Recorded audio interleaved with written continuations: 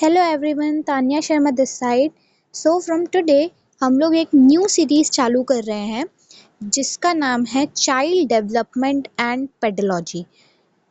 Pedagogy. तो हमें पता है कि ये कितना ही इम्पोर्टेंट है। जो भी बच्चे डीएलएड या बीएड या कोई भी स्टेट टीचिंग एग्जाम्स के प्रिपरेशन कर रहे हैं तो उनके लिए ये बैच काफ़ी सही रहेगा। सो आज से हम इसे शुरू कर रहे हैं और हमारा फर्स्ट टॉपिक है development and its relationship with learning. So let's get started. सबसे पहले हम देखते हैं development and its relationship with learning का first topic, concept of growth. तो सबसे पहले हमको दिख रहे हैं दो कॉन्सेप्ट्स हैं हमारे पास, एक कॉन्सेप्ट ऑफ ग्रोथ और एक कॉन्सेप्ट ऑफ डेवलपमेंट। तो पहले हम ग्रोथ करते हैं। क्या लिखा है इसके बारे में? Growth refers to the quantitative change. हमें पता होना चाहिए कि ग्रोथ एक तरीके का क्वांटिटेटिव चेंज है। अब ये क्या होता है क्वांटिटेटिव? एक होता है क्वांटिटेटिव, एक होता है क्वालिटेटिव। तो क्वांटिटेटिव चेंज वो होते हैं जिसको हम नाप सके, ठीक है, जिसको हम मेजर कर सके, जैसे कि हाइट में चेंज होना, वेट में चेंज होना, कोई भी चीज़ें, ठीक है, जो फिजिकली अपीयर हो, वो किस में आती है क्वांटिटेटिव चेंज में आती है। In other word, growth means an increase in size of not only the overall dimensions of the body but also of the parts of the body such as head, arm, trunk, heart, muscles। ठीक है, तो growth क्या है? Basically किसी भी चीज़ की length में, किसी भी चीज़ के साइज में जब इंक्रीज होगा तो वो हमारी क्या कहलाएगी? ग्रोथ कहलाएगी। तो it changes from the early stage of the growth to the later stage. तो पहले अर्ली स्टेज होगा ग्रोथ का, फिर लेटर स्टेज होगा। This growth is confined to the physical changes that are quantifiable. वही बात कि ग्रोथ क्या है? एक फिजिकल चेंज है जो क्वांटिफेबल है, मतलब जिसको हम मेजर कर सकते हैं, ठीक है। Growth is defined as the development of a living thing progressively, specifically the process by which several organs and body parts reach their point where complete physical maturity take place। हम क्या बोलेंगे कि growth में development हो रही है। देखिए ध्यान से समझिएगा, ग्रोथ अलग है, डेवलपमेंट अलग है, पर डेवलपमेंट में भी एक पार्ट ग्रोथ का है। तो हम बोलेंगे ग्रोथ हो रही है, किसी चीज़ की ग्रोथ कंप्लीट हो गई है जब वो अपनी फिजिकल मैच्योरिटी कंप्लीट कर लेगा। मतलब एक पर्टिकुलर हाइट तक ही आप बढ़ोगे, ऐसा तो नहीं कि बढ़ते ही जाओगे ओवरऑल जब तक आप जिंदा हो, है ना, ऐसा नहीं होगा। तो जब आपको एक कंप्लीट ग्रोथ मिल जाएगी तो आप बोलोगे आप फिजिकल मैच्योरिटी में आ गए हो, ठीक है। उसके बाद ये तो ग्रोथ था, इससे हम मोटा मोटा क्या समझे कि ग्रोथ जो है वो सिर्फ एक फिजिकल चीज़ है, एक फिजिकल फैक्टर है जिसको हम मेजर कर सकते हैं, मतलब ये एक क्वांटिटेटिव चेंज करता है बॉडी में। बट वहीं दूसरे तरफ जब हम डेवलपमेंट को पढ़ते हैं तो child development is concern with the change in the behaviour of the children over the time and explain why and how it occurs. तो जब भी हम चाइल्ड डेवलपमेंट पढ़ते हैं तो हम उसमें क्या पढ़ते हैं कि किसी चाइल्ड में किस तरीके के डेवलपमेंट आए। अब डेवलपमेंट क्या है?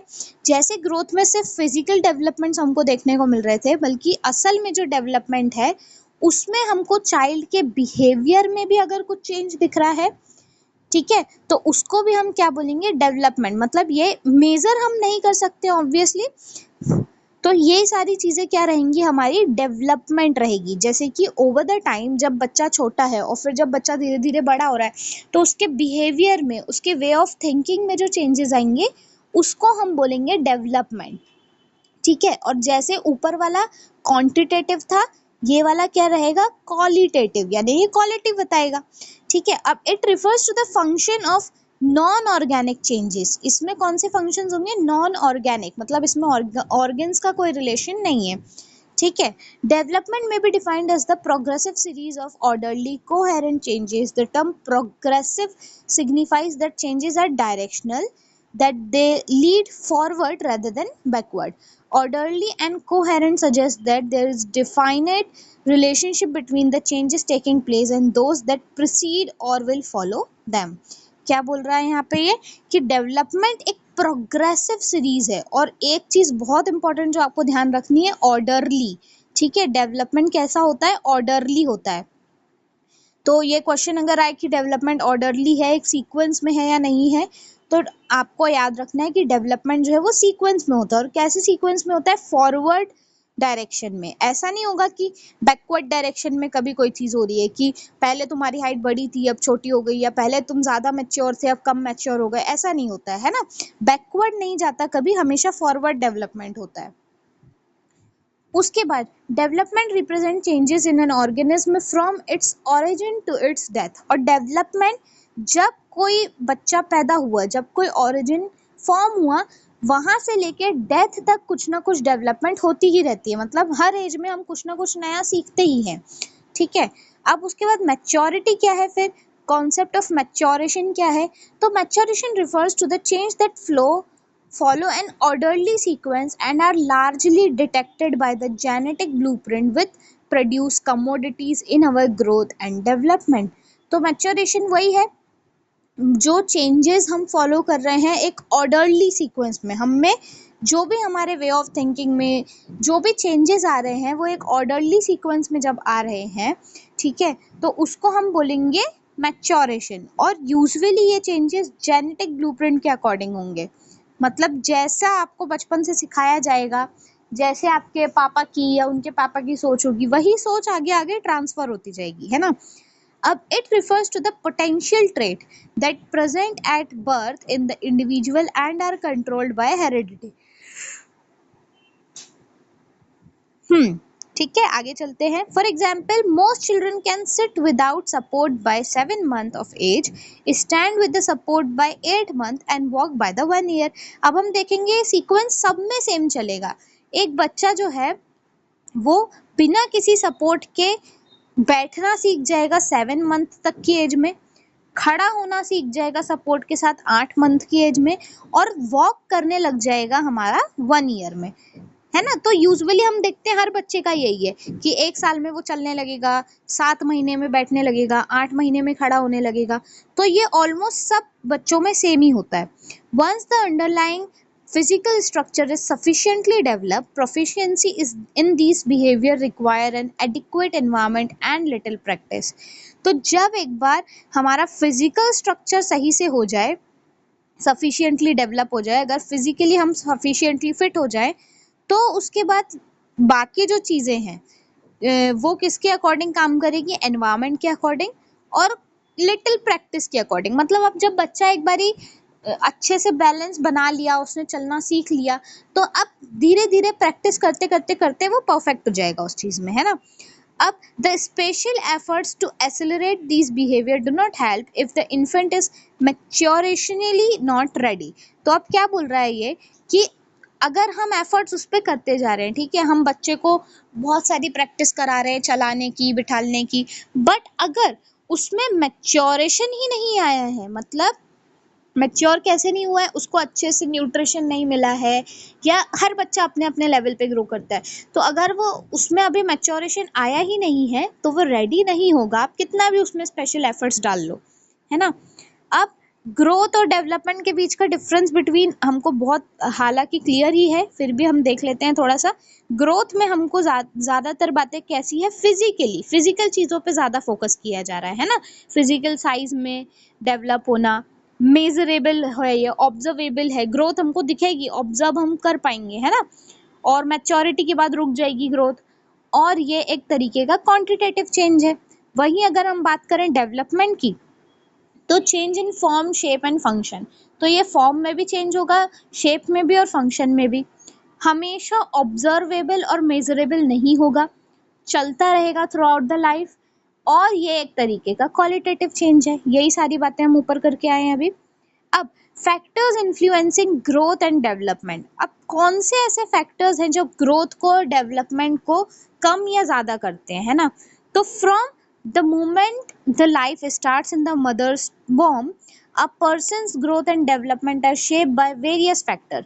मतलब जब हम अपने मदर के वॉम्ब में यानी मदर के पेट में होते हैं, तब से ही हमें पर्सनल ग्रोथ और डेवलपमेंट शेप लेना शुरू कर देता है, इनसाइड भी और आउटसाइड भी। अब कुछ ऐसे फैक्टर्स है जो हमारे इनसाइड है, जिनकी वजह से हमारी ग्रोथ और डेवलपमेंट हो रही है, और कुछ एक्सटर्नल फैक्टर्स भी हैं। तो पहले हम इंटरनल फैक्टर्स पे ध्यान देते हैं।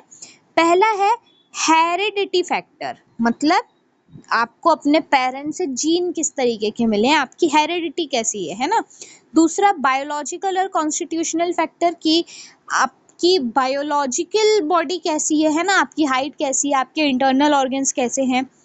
इंटेलिजेंस पे डिपेंड करेगा, इमोशनल फैक्टर्स पर डिपेंड करेगा और सोशल नेचर पर डिपेंड करेगा। ये सारी चीजें आप देख रहे होगे इंटरनल चीजें हैं, अंदर से आने वाली चीजें हैं जो इफेक्ट करेंगी ग्रोथ और डेवलपमेंट को।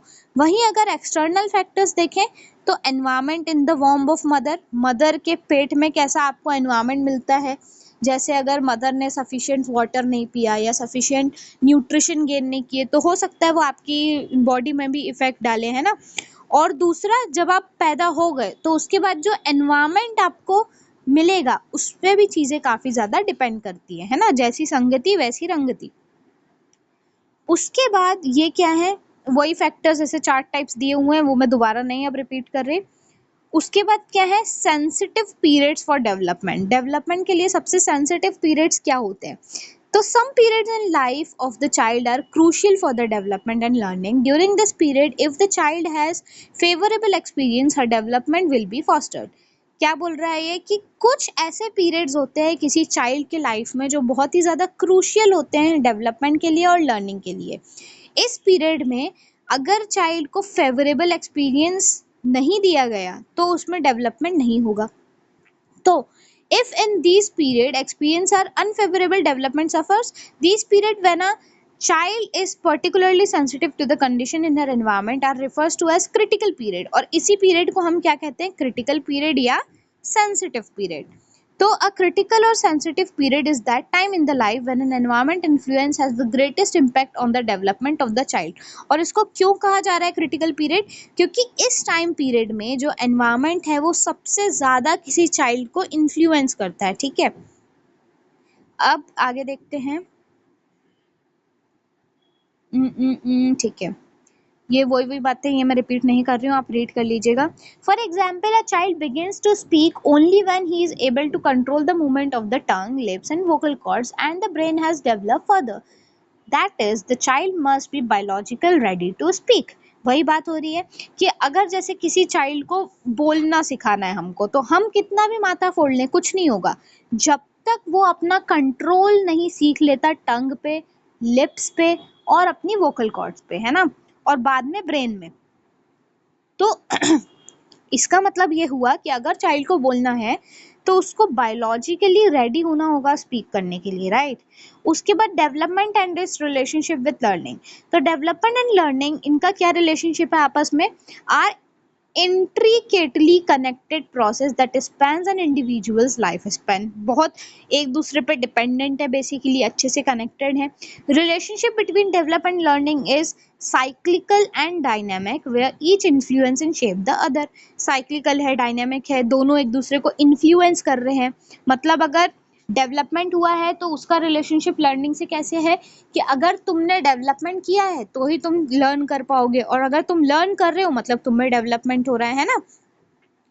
अब कैसे ये फिजिकल डेवलपमेंट क्या होगा, फिजिकल ग्रोथ होना, कॉग्निटिव, ये बहुत इंपॉर्टेंट है, इसको हम अच्छे से देख लेते हैं। 3 टाइप के डेवलपमेंट होते हैं, फिजिकल डेवलपमेंट, कॉग्निटिव डेवलपमेंट और इमोशनल डेवलपमेंट। फिजिकल डेवलपमेंट क्या है, जो हमारा फिजिकली ग्रोथ हो रही है ना, और इनमें क्या आती है, मोटर स्किल्स भी आती है। मोटर स्किल्स क्या होती हैं, फाइन आर्ट, जो बारीकी वाला काम बच्चा धीरे धीरे सीखता है, जैसे पेंटिंग करना, ठीक है, राइटिंग सुधारना, ये सारी चीज़ें फिजिकल डेवलपमेंट में आएंगी। उसके बाद cognitive development, very very important. क्या होता है कॉग्निटिव डेवलपमेंट, कॉग्निटिव एबिलिटीज जैसे कि मेमोरी, अटेंशन, रीजनिंग। पहले बच्चा सिर्फ चीजें देखता था, अब बच्चा उन चीजों को समझने लग गया है ना, रीजनिंग लगाने लग गया है कि ऐसा हुआ तो क्यों हुआ, लर्न करने लग गया, अपना नॉलेज अप्लाई करने लग गया है। तो ये सारी चीजें किस में आएंगी, कॉग्निटिव डेवलपमेंट में आएंगी। उसके बाद थर्ड आता है इमोशनल डेवलपमेंट, इमोशनल मैच्योरिटी आ जाना, ठीक है, स्ट्रेस हैंडल करना, ये सारी चीजें काय में आ गई, इमोशनल डेवलपमेंट में आ गई। उसके बाद कितना है ये, चलिए 2 ही पेजेस बचे हैं। तो पहले हम देखते हैं क्या, how learning influence the development. अब ये तो हमको पता है कि डेवलपमेंट इस तरीके से होती है, बट हम एज अ टीचर कैसे क्या करते हैं, एज अ लर्निंग कैसे डेवलपमेंट इन्फ्लुएंस होती है वो हम देख रहे हैं। तो 3 चीज़ें हैं, स्किल एक्विजिशन, नॉलेज एनहांसमेंट और इमोशनल इंटेलिजेंस। तो पहले हम देखते हैं skill acquisition. Learning new skills can lead to physical changes in the brain and improvement in the motor abilities. जब भी हम न्यू न्यू स्किल्स सीखेंगे, लर्न करेंगे, तो इससे क्या होगा, फिजिकल चेंजेस आएंगे ब्रेन में हमारे, और मोटर एबिलिटीज में इम्प्रूवमेंट होगा। मोटर एबिलिटीज हमने पहले भी देखा था, फाइन आर्ट, बारीकी वाले जो काम होते हैं, मतलब जैसे आप कोई ड्राइंग क्लास गए फॉर एग्जाम्पल, वहाँ पे उन्होंने आपको बारीकी सिखाई कि इस तरीके से यहाँ से ऐसे कर्व करते हैं, लाइन स्ट्रेट ऐसे खींचते हैं। तो जब आप में स्किल आएगी न्यू, ठीक है, तो आपके ब्रेन में डेवलपमेंट होगा और आपकी मोटर स्किल्स डेवलप होंगी, ठीक है। उसके बाद नॉलेज इन्हेंसमेंट, मतलब जैसे जैसे आपको नॉलेज मिलेगा, आपकी कॉग्निटिव एबिलिटीज बेटर होंगी, आप रीजनिंग सही से कर पाओगे, है ना। जैसे आपको किसी न्यूज़ का नॉलेज है और आपके कोई दो दोस्त बात कर रहे हैं, तो आप भी उनमें अपने आइडियाज को प्रमोट कर पाओगे, राइट। उसके बाद इमोशनल इंटेलिजेंस, जब हम इमोशंस के बारे में सीखते हैं तभी हम दूसरे लोगों के साथ इंटरेक्ट कर पाते हैं। हंसना, बोलना, गुस्सा होना, ये सारे क्या है, इमोशंस हैं। ये तब जब हम इनके बारे में सीख लेंगे तभी हम एक दूसरे के साथ इंटरेक्ट कर पाएंगे। implications of stages of development for teaching and learning process। अब टीचिंग और लर्निंग प्रोसेस के टाइम पे इन स्टेजेस ऑफ डेवलपमेंट का हमें कैसे ध्यान रखना है ये हम देखते हैं। तो teachers can adjust their teaching methods and level of instructions to match the children's developmental stage, making it easier for student to grasp the subject matter effectively. अब ये क्या बोल रहा है कि टीचर की रिस्पॉन्सिबिलिटी है कि वो अपने टीचिंग मेथड्स को एडजस्ट करे on the basis of the stage of the development. मतलब टीचर को पता होना चाहिए कि बच्चा अभी किस स्टेज में है डेवलपमेंट के, तो उस तरीके से वो उसकी टीचिंग मेथड्स अप्लाई करे। जैसे कि अगर कोई बहुत छोटा बच्चा है तो हम उनको टॉफीज का एग्जाम्पल देके या ऐसे कुछ छोटे मोटे एग्जाम्पल्स के थ्रू हंसी मजाक में पढ़ाएं। बट वहीं अगर कोई बड़ा बच्चा है जिसको बेसिक चीज़ों का नॉलेज ऑलरेडी है, तो हम उसको डायरेक्ट दूसरे तरीके से प्रैक्टिकल्स के थ्रू ऐसे समझा सकते हैं, है ना। तो टीचर्स को अपनी टीचिंग एबिलिटीज को क्या करना चाहिए, एडजस्ट करना चाहिए। किसके बेसिस पे, चाइल्ड के डेवलपमेंटल स्टेज के बेसिस पे। तो by recognizing the children's maturity level and development stages, teachers can set appropriate goals and exceptions design activity that are suitable for their child's ability। तो जैसे ही टीचर एक बारी child के maturity level को समझ जाएगी, उसके अकॉर्डिंग फिर वो अपने गोल्स सेट करे कि अब उसके गोल्स क्या हैं, उसके एक्सपेक्टेशंस क्या हैं, किस तरीके से उसको ध्यान रखना है सुटेबल एज और एबिलिटी का, और उसी हिसाब से वो अपनी एक्टिविटीज को डिजाइन करे। उसके बाद सबसे मेन टीचर को जिस चीज का ध्यान रखना है वो है understanding individual differences. Individual differences क्या होते हैं, पांचों उंगलियां एक समान ना होना, मतलब कुछ बच्चे होंगे जो ज़्यादा जल्दी डेवलप कर लेंगे या उनके जीन अच्छे होंगे तो उनमें इंटेलिजेंस ज़्यादा होगा, as compare to other child जिनके जीन अच्छे नहीं है या उनमें अभी डेवलपमेंट हुआ नहीं है उस लेवल का। तो टीचर को इस चीज़ का ध्यान रखना चाहिए, है ना, कि जो गधे बच्चे हैं या जो थोड़े से कम डेवलप बच्चे हैं उन पे ज़्यादा फोकस करे, है ना, उनको और अच्छे से सिखाए, ऐसे प्लेफुल मैनर में सिखाए कि बच्चा इंटरेस्ट ले उसको पढ़ने में, है ना। तो इंडिविजुअल डिफरेंस का अंडरस्टैंड करना सबसे ज़्यादा ज़रूरी है टीचर के लिए। अब role of teacher in growth and development of children, जब बच्चे की ग्रोथ हो रही है, बच्चे की डेवलपमेंट हो रही है, उसमें टीचर का क्या काम। तो teacher need to recognise the unique potentials and ability of the child, वही बात बोल रहा है ये। उसके बाद knowing their strength and weakness, teacher can support individual growth benefiting both the students and society. अगर टीचर को एक बार वीकनेस और स्ट्रेंथ समझ में आ जाए किसी भी बच्चे की, कि इसकी स्ट्रेंथ क्या है, जैसे कि वो बच्चा मैथ्स में अच्छा है बट इंग्लिश में वीक है, तो ज़्यादा फोकस वो इंग्लिश पे करे, है ना। तो ये सारी चीज़ों का टीचर को ध्यान रखना चाहिए कि बच्चे की स्ट्रेंथ या वीकनेस क्या है और उसके अकॉर्डिंग फिर अपने प्लान्स बनाए। Teacher bring a wealth of experience from their home and community into the classroom. अब टीचर के पास ऑब्वियसली एक्सपीरियंस है, उनने और भी कभी कोई बच्चे देखे हो तो उन एक्सपीरियंस का यूज़ करके फिर उसको अप्लाई करें क्लासरूम में, और इन एक्सपीरियंस का अंडरस्टैंड करके टीचर को इफेक्टिव वे में काम करना चाहिए। वही लिखा है यहाँ पे। फिर वही बात आ गई कि each child in the class have different potentials and capacity, ठीक है, सब बच्चे की अपने अपने पोटेंशियल, अपनी अपनी कैपेसिटीज होती हैं। Teacher must be aware of these individual differences, teacher को अवेयर होना चाहिए इन इंडिविजुअल डिफरेंसेस से, और ऐसे ही यूज करना चाहिए अपने नॉलेज का, ताकि दोनों को बेनिफिट हो सके, है ना। वही चीजें यहाँ पे अब शॉर्ट में दिया हुआ है, एक बार देख लीजिए। हमने अभी पढ़ा क्या क्या, डेवलपमेंट पढ़े, 3 टाइप के डेवलपमेंट पढ़े, कौन कौन से, फिजिकल, कॉग्निटिव, इमोशनल। फिजिकल यानी फिजिकली ग्रो करना, कॉग्निटिव यानी रीजनिंग नॉलेज अप्लाई करना, सीखने लगना, और इमोशनल डेवलपमेंट मतलब इमोशनल लेवल में चीजें समझने लगना। उसके बाद हमने पढ़ा था लर्निंग और उनका इन्फ्लुएंस कैसे आता है, तो स्किल एक्विजिशन, नॉलेज एनहेंसमेंट और इमोशनल इंटेलिजेंस, ये तीनों चीजें देखी थी। उसके बाद रोल ऑफ टीचर क्या है, टीचर का काम क्या है, पोटेंशियल को रिकॉग्नाइज करना, ग्रोथ को सपोर्ट करना और एक्सपीरियंस ब्रिज करना। और टीचिंग इम्प्लीकेशंस कैसे करनी चाहिए, अपने मेथड्स को एडजस्ट करना चाहिए according to the level of the development of a child, goals set करने चाहिए और डिफरेंसेस को समझना चाहिए। So this is all for today's video. Next हम नए टॉपिक के साथ मिलेंगे, अभी चाइल्ड डेवलपमेंट ही चलेगा, एटलीस्ट फॉर 20 डेज में हम इसको ख़त्म कर देंगे, ठीक है। तो डेली क्लास लगाइए, आज था हमारा डे 1, और ये PDF मैं आपको भेज दूंगी डिस्क्रिप्शन में, तो आप इसको रीड भी कर सकते हैं अच्छे से। Okay, thank you.